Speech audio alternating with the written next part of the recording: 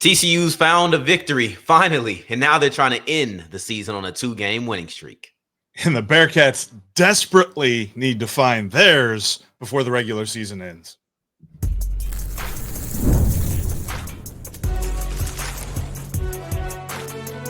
You are Locked On College Crossover, part of the Locked On Podcast Network. Your team every day. What's going on, family? Welcome back to another episode of Locked On Horned Frogs and Locked On Bearcats as we provide you with the crossover you need on Black Friday. After Thanksgiving, we are not saving you any money, but we are saving your day. It is me, Darrion Gray, the mouth of the South, here with Jeff Carr of Locked On Bearcats to break down everything you need around this game between TCU and Cincinnati. We're going to close out with predictions. Segment 2, a couple of matchups that we're looking for because these have two tackling machines going against each other. But I start off with a question that I think not only TCU fans are wondering, but pretty much everybody other than Cincinnati fans are curious. What the heck happened to the Bearcats? Because they're on a 3-game skid when they were in the position to possibly make the Big 12 championship. Yeah, they really started off the year in a strange way where they lost a national game to Nebraska where it kind of felt like they had a lot of different chances to win, and so they faded into obscurity. And then they won 7 games in a row, and everybody's like, oh, wait a minute, maybe we ought to pay attention. And Utah, Arizona, and BYU have all happened. And so we are now facing the reality of finishing a season with a 4-game losing streak where they finished last season with a 5-game losing streak. The good news is they're bowl eligible, but the Bearcats have really just limped through these last 3 games. It's not necessarily that they've played horrible. It's that they've had unforced errors and they've not taken advantage of opportunities when they're presented to them. Like they've made turnovers here and there, or they've forced turnovers here and there, but they've not scored off of them. And then conversely, they've been giving away the ball quite a bit. In the last game against BYU, you had 3 missed field goals from a guy that hadn't missed one in like 2 years. And then in Steven Rusnak. And then you had a couple of key turnovers there in the red zone that just it just dooms you against most teams, but much less a team as good as BYU. Just really sort of hit home everything that's been going wrong with this team, that it just can't get out of its own way. I didn't know if I was listening to myself back or if I was listening to you. It sounds like a lot of things that I've said about TCU over the year. And you know, I'll keep from some of the sarcastic jokes about TCU because they did come out with a victory. So I guess that's what they've earned. They've earned for me to not come in and do self-deprecating humor for a day. Fine, I'll do that. But it's interesting. One thing that stuck out to me is you mentioned the missing of field goals. In the lack of that over the last couple of years, that's how I felt watching Houston's kicker miss those field goals. He had one from 48 that he just didn't have enough leg on. I don't remember the last time I seen a kicker not have leg on a 48-yard field goal. Like, you know, it's rare. It's just not what you see in football these days. And it's even more rare because he had made a 49-yard field goal. So that was super strange to me. And then he missed a 30-yard field goal. So it almost made me feel like the football guys were with TCU on Saturday. I want to get back to something you said, though. That 7-game winning streak, the 3-game losing streak right now. Was there anything different? You said they're not playing overly poorly, but is there anything different that you see, whether it's health, whether it's key players just not playing as well? I would assume there has to be some sort of shift that goes from 7 in a row one way to 3 in a row a different way. There's been some drops, and I think that the receiving core throughout the pass catchers as a whole, including Joe Royer, the tight end, had been really good through the 7-game winning streak. But there's been some drops by some key pass catchers. And then also Joe Royer just does not seem to be there in the passing game. Like I only think he got like just 2 or 3 targets on Saturday night against BYU. There's a statistic, and he actually caught 2 passes against BYU. But up until that point, in the 3 total losses that the Bearcats had all year, he had 1 catch in each of those games. So it was like, target Joe Royer, win the football game. But for some reason, I don't know if it's just defenses are scheming it well. They're taking him away from Brendan Sorsby and the ability to throw to him. And then I think that's probably the other part of it is a little bit of, lack of execution on the offensive side, but then definitely opposing defenses have figured out when you pressure Brendan Sorsby with blitzes and when you play man coverage, you can really not necessarily completely silence him, but you can slow him down a lot. And when the Bearcats can't throw, then you can really focus in on that run game, which they love to be balanced, but they have been very inconsistent where they were super efficient early on in the season.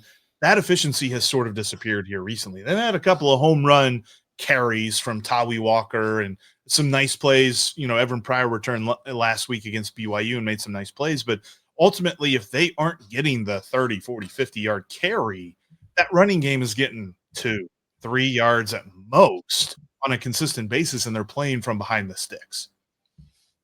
Now, last thing I'm curious about, because everybody wants to talk about trajectory of programs. It's a huge thing. It's college football, right? Like, I don't want to dismiss it. But you guys are on a 3-game losing streak, potentially a 4, and you're already bowl eligible. There could be a 5-game losing streak in your future, and there is a 5-game losing streak, as you mentioned, in the past. Are we in hot seat conversations? Have those conversations already began? Are we in firing conversations? It's interesting because at the beginning of the season, I would have said yes. I think Scott Satterfield might have coached his way out of it. But ironically, 3 weeks ago, we were talking about, is he getting an extension rather than is he on the hot seat? And now it's kind of like, all right, just finish the year and then we'll see what the future holds. It's tough because I think that there have been so many fans that have decided that they know who Scott Satterfield is before this season began. And then during the 7-game win streak, everybody's kind of going, yeah, okay, all right, yeah, sure. But nobody really got really excited about him. And now that they've gone through another losing streak, everybody's back to where they were in August. So I think that it's more of a fan sentiment. I think that based on the goals of what you would have said preseason, get to the bowl, maybe get a few more wins past bowl eligible, and we'll have a successful year, especially if they're able to win one of these last 2 games between TCU or the bowl game. I think most people will realize that this season has been fine. It's been a step.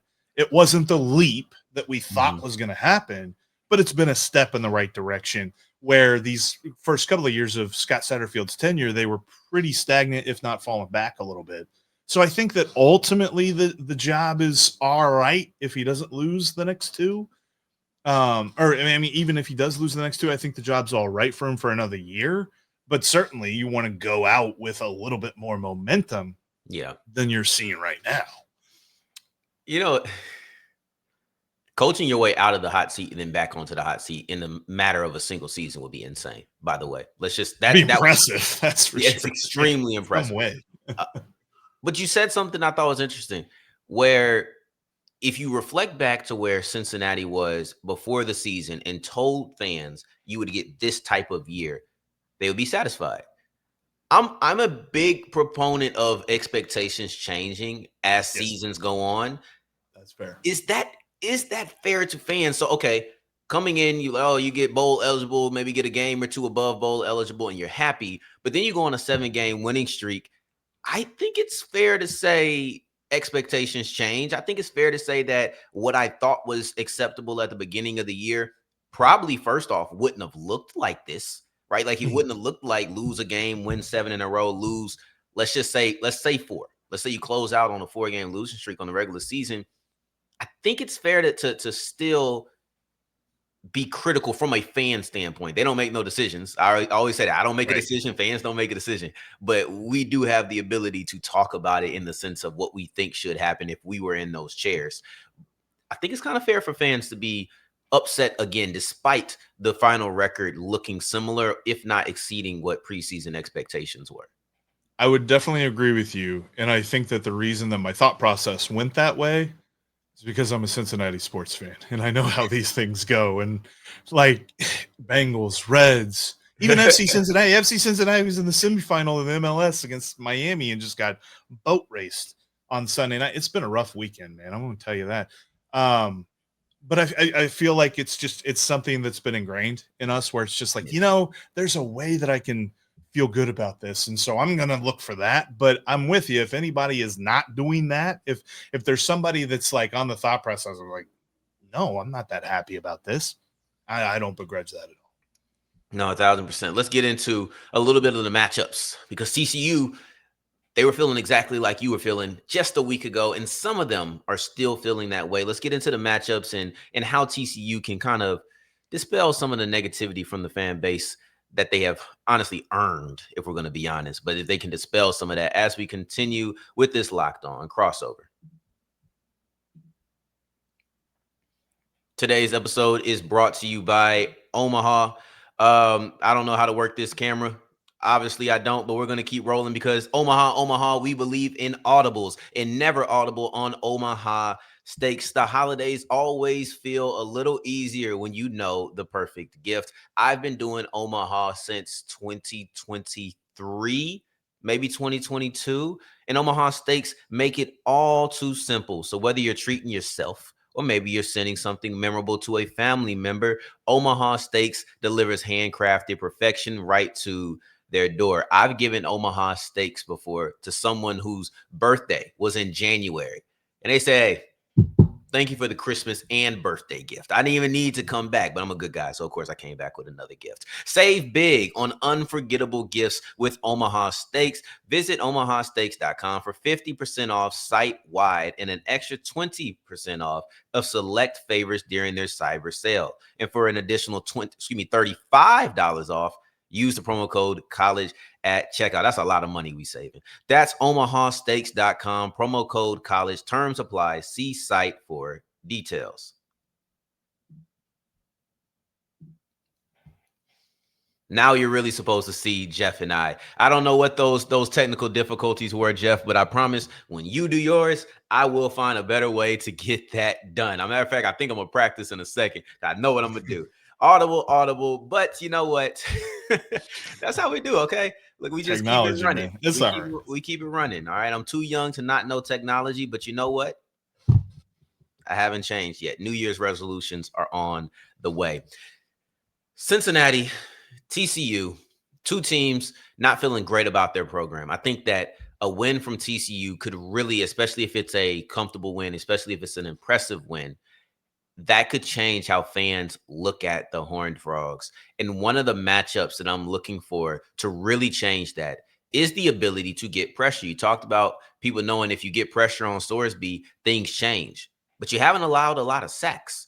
You haven't allowed it's only 4. I think that's best in the conference right now. While TCU is, probably in that third region. If you break it down into fourths, they're probably in that third region with sacks.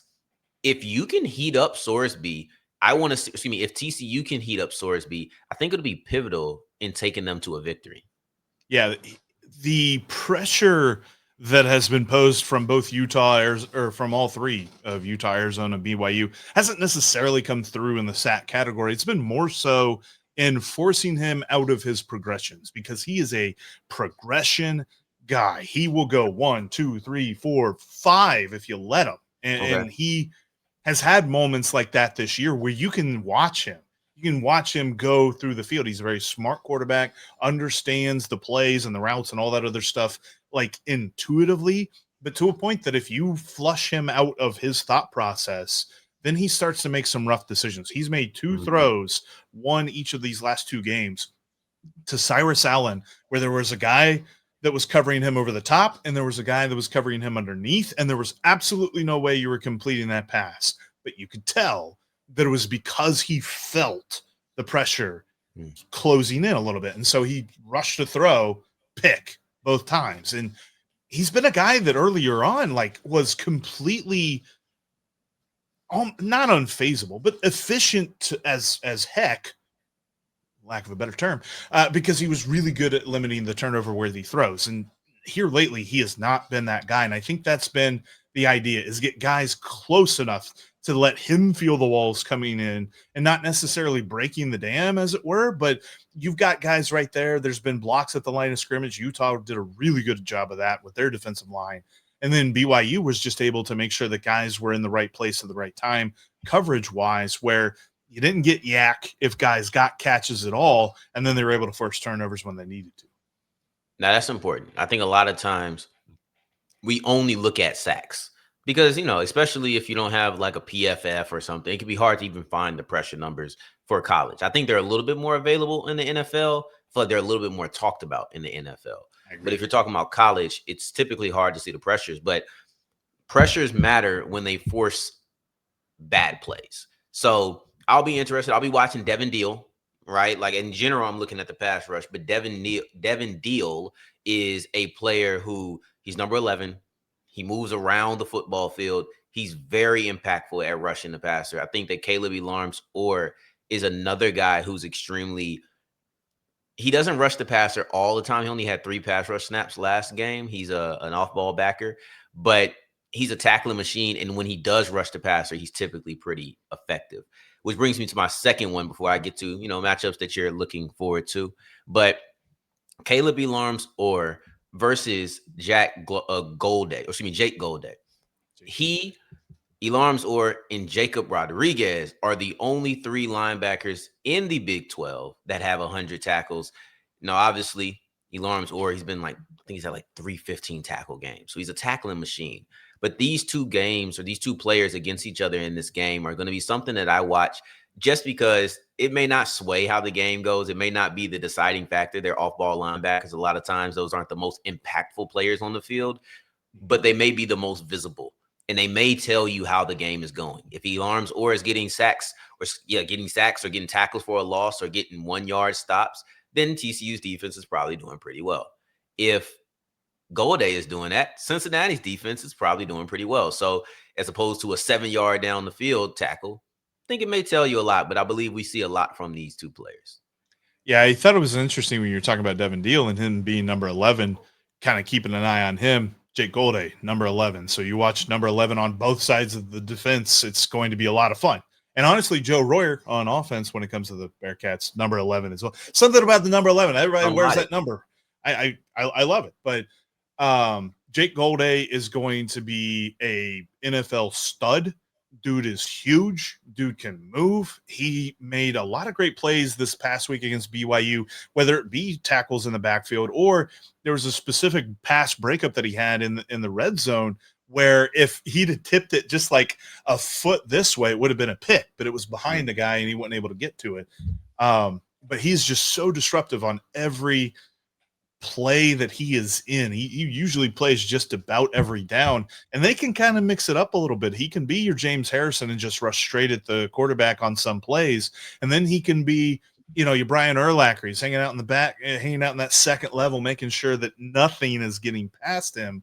I've really been impressed by him all year. Him and Christian Harrison are really the 2 guys on this team that I look at and say, all right, y'all are holding it down, because the rest of this defense is a little rough around the edges. There's definitely been some moments where they need to step up and they haven't done that, but it's because they're going to opposite sides of the fields from where Christian Harrison and from where Jake Golday are. This coverage can really be suspect sometimes. And I know that, TCU boasts some of the best passing that the conference has seen all year long. That's going to be a very big change of pace from their game plan against BYU, where BYU just wanted to run it down your throat all day. That now you have to go back to defending the pass, making sure, you're not getting beat over the top.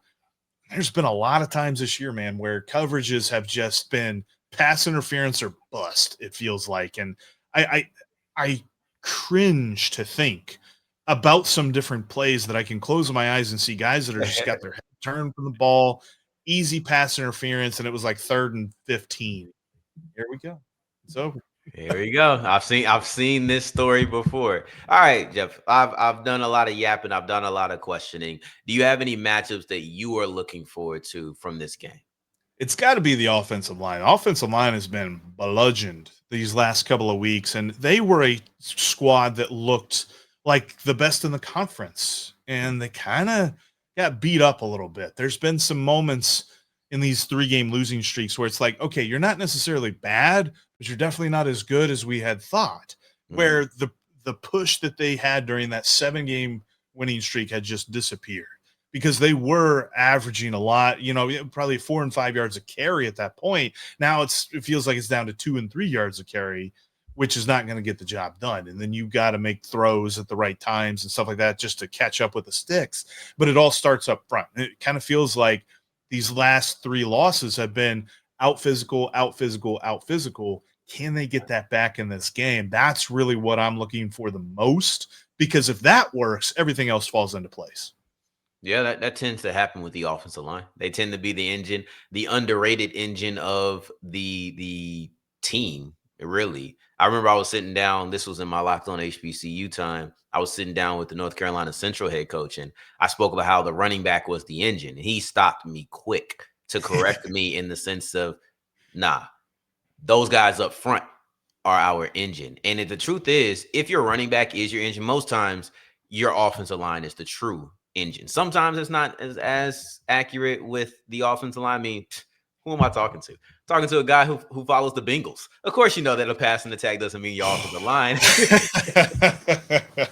You just get the ball out fast, and it kind of covers up a lot of things. Drew used to get the ball out fast with New Orleans. He used to boom, boom. Drew leaves. Oh, these guys aren't that good. Wait a minute. There's some struggles here. You know, a great quarterback will cover up a lot of deficiencies. But when you look at the running game, nah, if your running back is the engine of your offense, your offensive line is pretty good. I don't think that those two can coexist unless you're Barry Sanders. That's like the only exception I can really think of. Like, you know, so I think that that's fair. Any other matchups that you look forward to before we get into these predictions?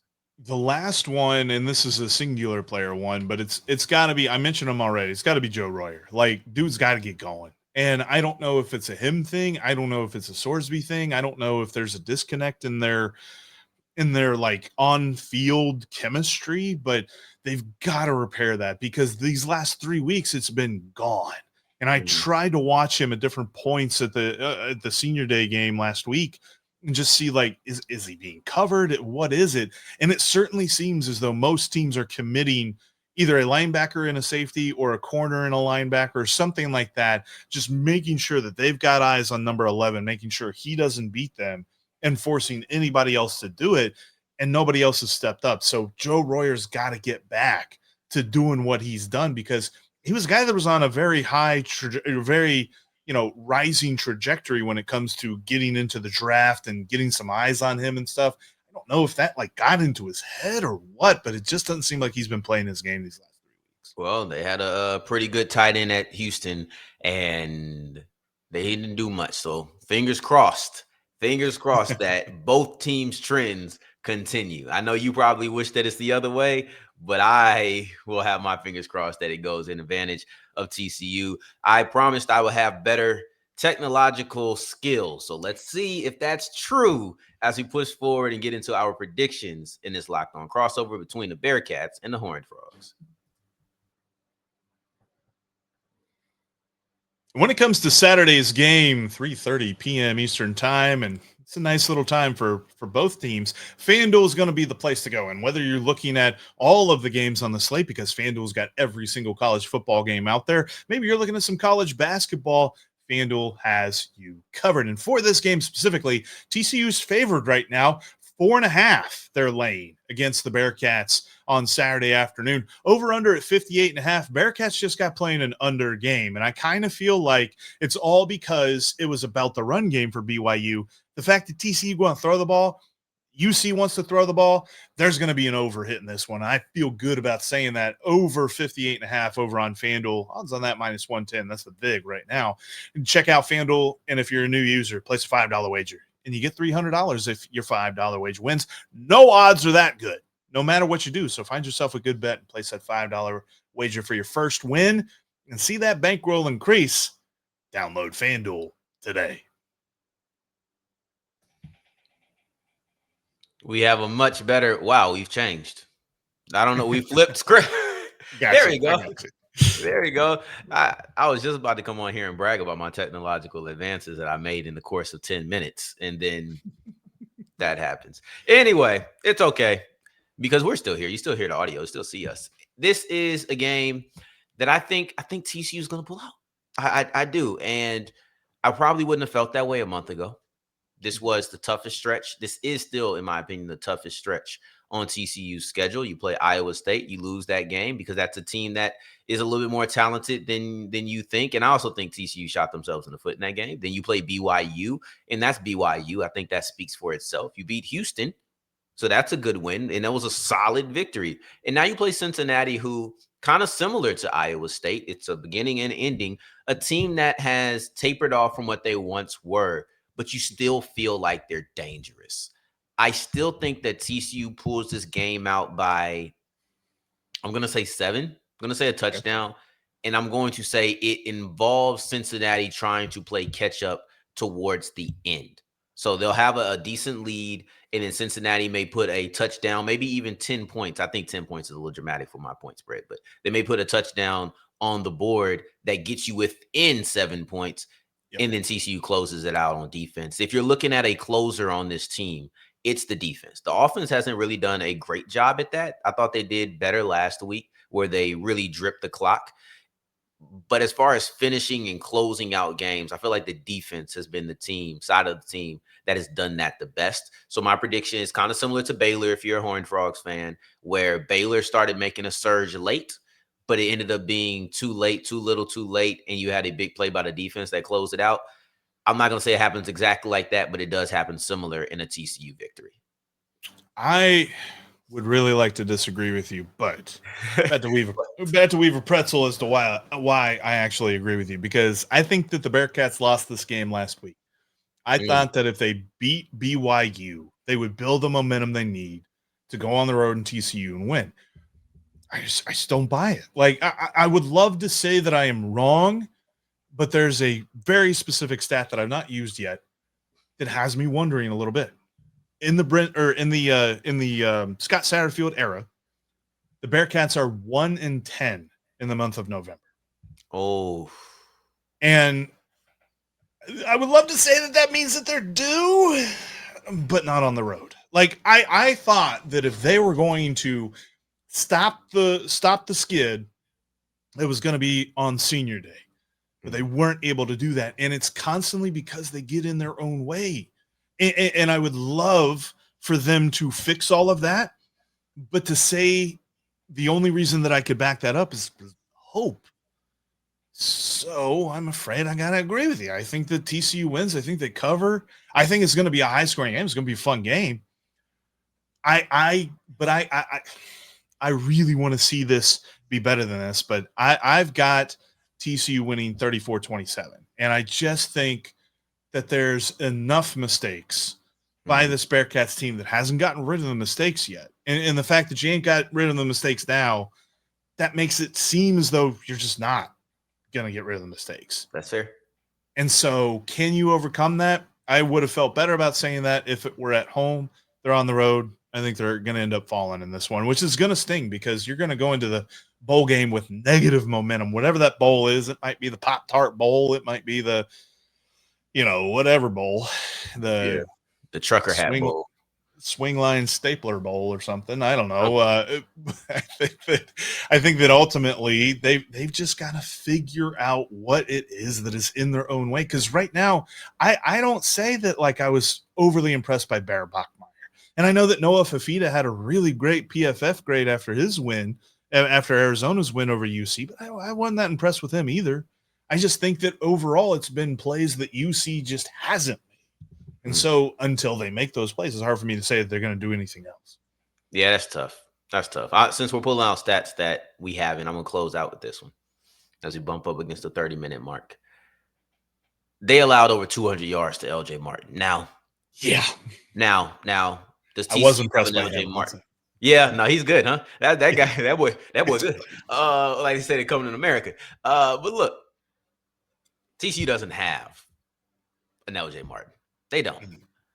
But I can wonder if TCU, who figured out the ability to run the football, which they have done throughout the year, but I don't think they've ever done it in back-to-back games, can they get another 100-yard rusher? Can they do that?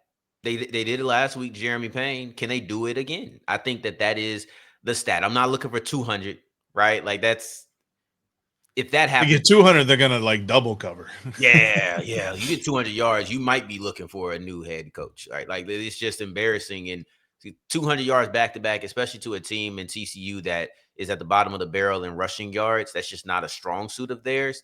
I think that would really open up a new conversation around that Cincinnati defense. I don't expect that, but can you get a 100-yard rusher? So that is my stats that I'm gonna bring in, because I was like, I don't know where I'm gonna put this in, but let's throw it in at the end. So I appreciate you, Jeff, coming on. This was a lot of fun. Good luck on your bowl game. Won't wish you luck on the last game, but good luck on your bowl game.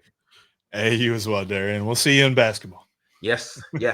And that should be a little bit more favorable. In the meantime, in between time, make sure you're checking out Jeff. He does great content on Locked On Bearcats. And if you're on his side already, come check out over here. We did a couple of episodes this week, but we'll definitely do a recap moving forward on Monday. In the meantime, in between time, until the next time you hear us, take care, stay blessed.